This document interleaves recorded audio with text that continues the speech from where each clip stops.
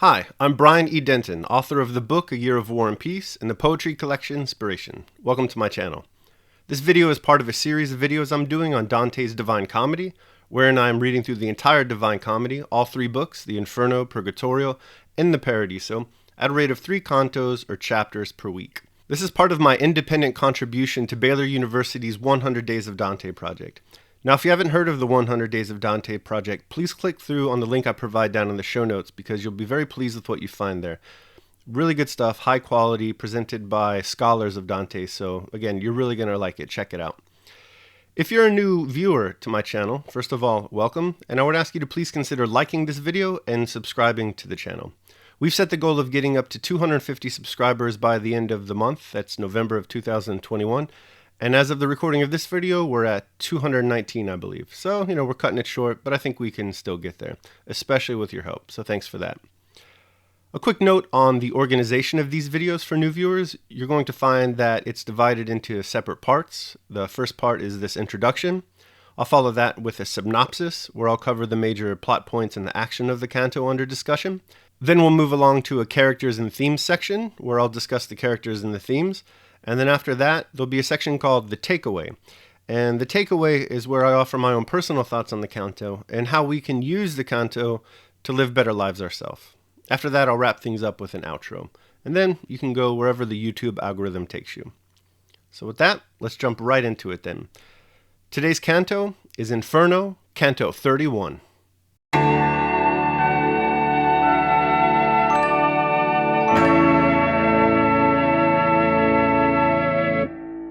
Today we open with our two poet pilgrims leaving Malbolge, and Dante reflecting on the fact that Virgil's rebuke of him in the previous canto both stung him and healed him.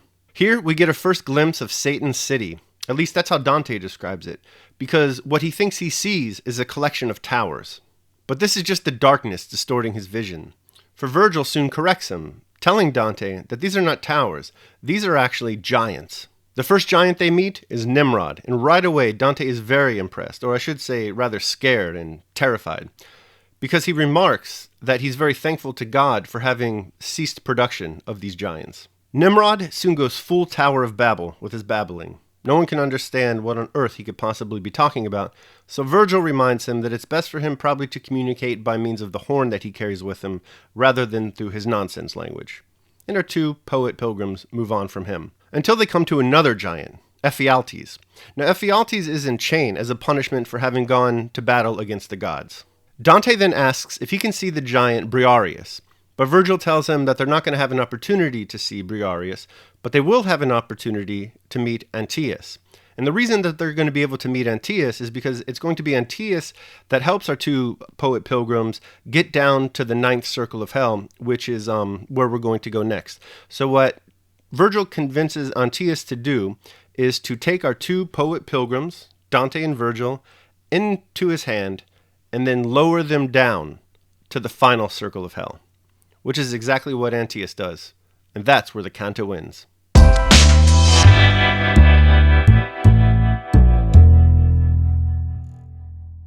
Very good. We're about to leave Malbolge and enter the 9th and final circle of hell. To review, just so we're clear, Malbolge is part of a 3-tiered dungeon system under the city of Dis. The first part of this dungeon system is the 3-ringed circle of violence, you remember that. Then there's that awful drop down into Malbolge itself, where we crossed over, and sometimes through, 10 ditches, each with their own sin of fraud. And now we're leaving Malbolge for the final of the 3 dungeons of the city of Dis. Here is a vast plain where we have the traitors collected. But more on that later in the concluding videos of Inferno. Just wanted to offer everyone a quick review so we're all on the same page in terms of the topology of hell. For now, just know that in this canto, we're entering that vast open plain where the traitors are kept. And up front, I just want to say here that this is my least favorite canto in the entire poem. The entire Divine Comedy, not just the Inferno. And the reason I say that is because not much happens in this canto. There's not much action, there's not much to reflect upon. Remember that we just get to meet these giants. That's impressive enough, I suppose. Giants are quite crazy. But what do? Not much. Antaeus just lowers Virgil and Dante down into the final ring of hell. Not much happens.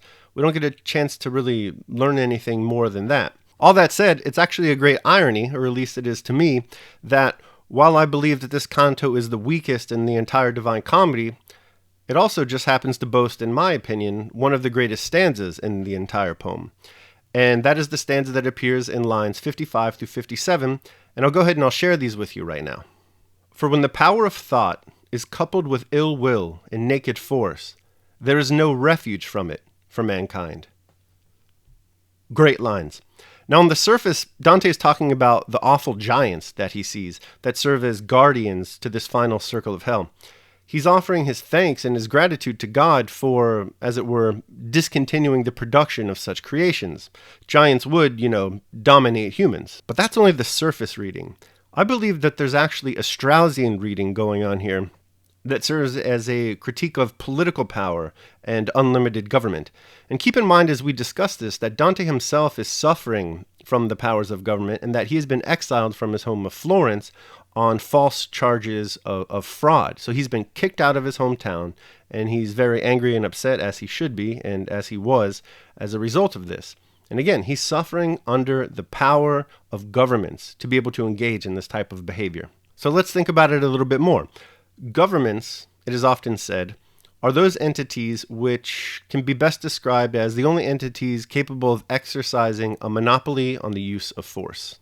So if you have the final say and can bend individuals or groups to your will, then you are essentially the government. This is power. This is powerful. Now, one might say that to be a government, therefore, is to be a giant.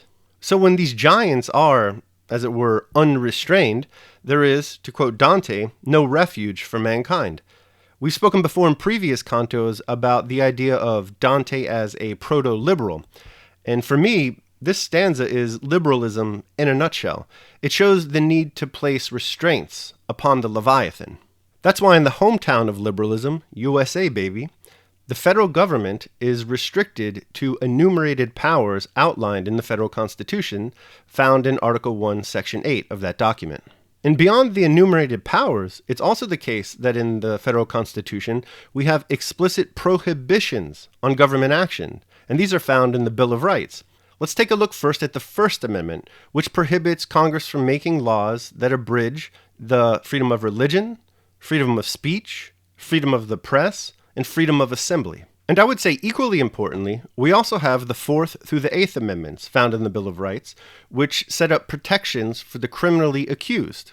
You can see why Dante would have liked this to be in place in Florence. And here's where a lot of my fellow right-wingers or center-right-wingers will part ways with me. So I'd like to take this opportunity then to invite any viewers who may self-identify as right-wing to come back on side and go full ACLU with me, at least as it pertains to criminal justice issues. Because if we're talking ill will and naked force with no refuge for mankind, that's a pretty apt description of the state versus the individual. Just ask Dante, who had to write this masterpiece in exile, because he did not enjoy the protections for the criminally accused found in our federal constitution.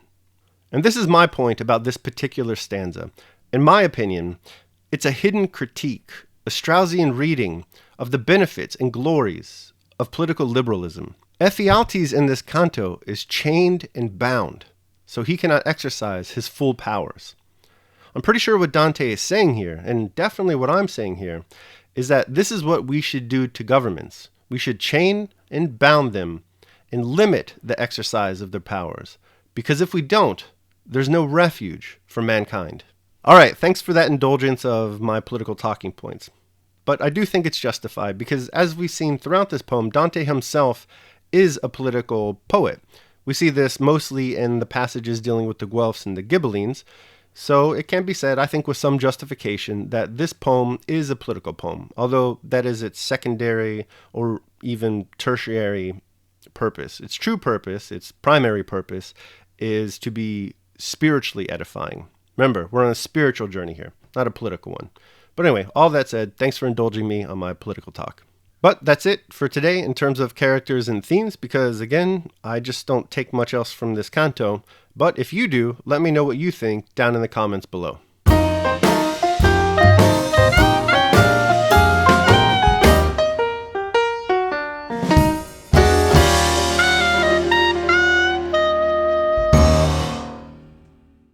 As we said in the characters and themes section, we're leaving behind Malbolge in this canto, and we're entering the final circle of hell where the traitors are punished.